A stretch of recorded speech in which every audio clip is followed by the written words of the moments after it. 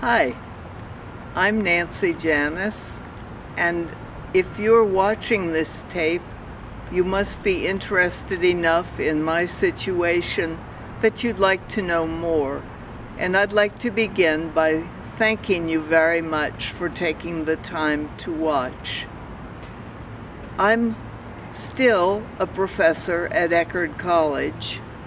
That has been my life for the past 20 years.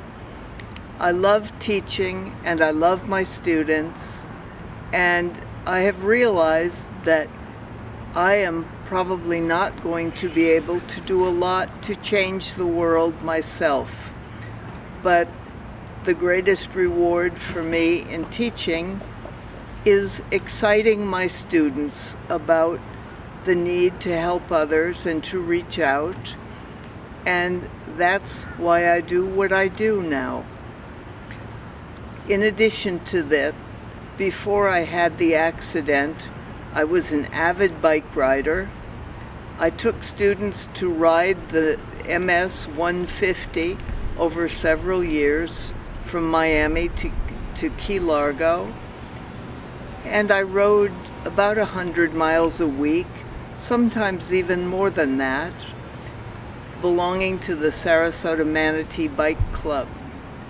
Probably the bravest thing that I did as a bike rider was travel to Cambodia, taking a bicycle along with me and riding from Phnom Penh, the capital, to Vietnam with a former student of mine and a Cambodian friend as well. In addition to these kinds of things, I have 3 daughters, now in their early 20s, and I love to camp with them and to travel with them.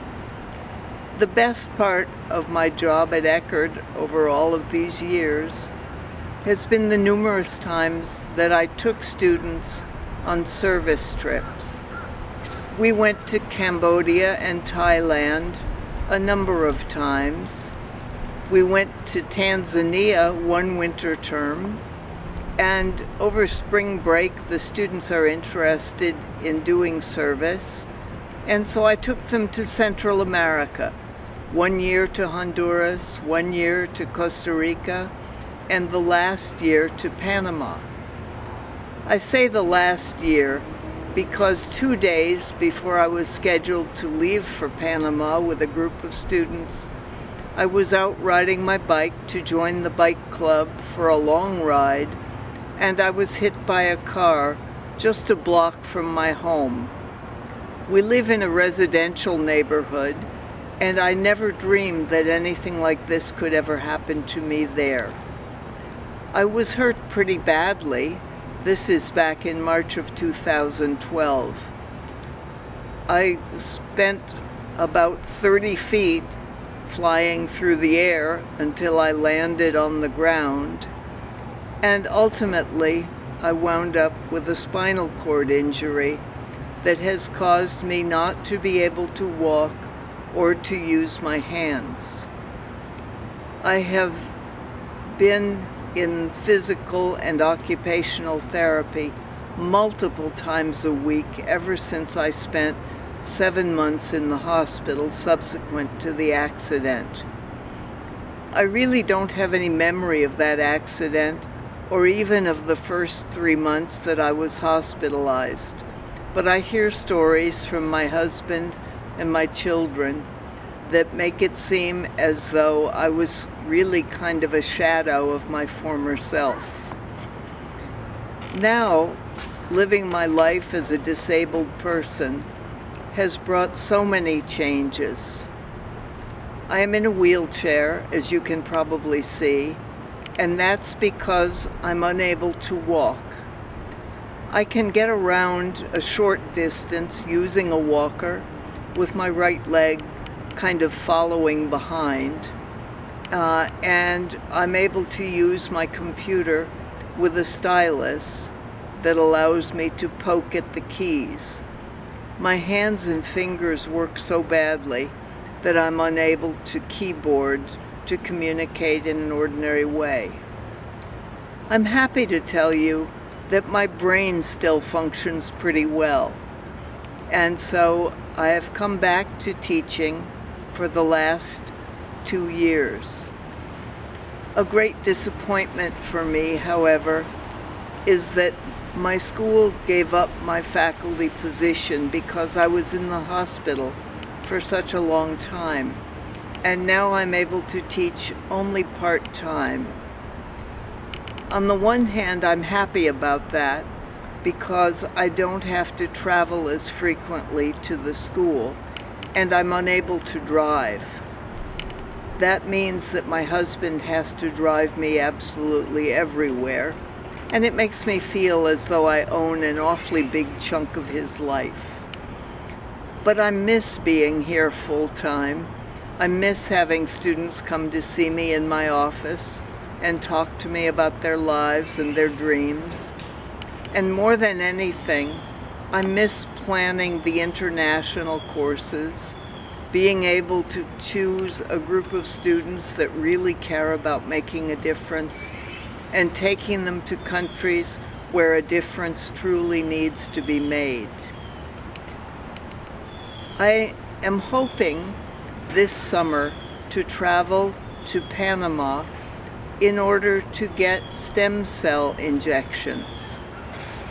The reason that I have the paralysis is because of a spinal cord injury caused by the accident. I understand that my spinal cord was crushed and that as a result it has created scar tissue, and the scar tissue acts as a block to letting the nerve signals travel properly to my hands or to my right leg. So my hope is that injections of stem cells will allow my spinal cord to be able to create new neural pathways. I don't expect a miracle cure, but if I could just use my hands better and walk a longer distance with the walker, I'd be really happy and able to reclaim parts of my life that are now missing. I've chosen to go to Panama for this procedure because the organization in Panama, called Stem Cell Medicine, has been highly recommended. It is run by an American doctor, and from what I understand, the facilities are brand clean and the procedure is entirely safe. Of course, because I'm going to leave the country for this, it's going to be very expensive, and my insurance company doesn't care about that. It's not possible for me to get stem cell therapy within the United States, and we have fallen behind many countries in the world who have been doing research on the possibilities of injecting living beings with stem cells. So I believe that Panama is my best choice, and happily I'm able to speak Spanish, and I haven't forgotten that, so I should be able to communicate adequately with the people down there. I guess I should say thank you to my body for allowing my brain to continue functioning well. I haven't become stupid in the classroom yet, and I hope that never happens to me. I want to say thank you again to you for listening to this long recording, and to say whatever you can do to help me, be it by forwarding my You Caring website to your friends and family, or making a donation yourself, will be greatly, greatly appreciated. Thank you again very much.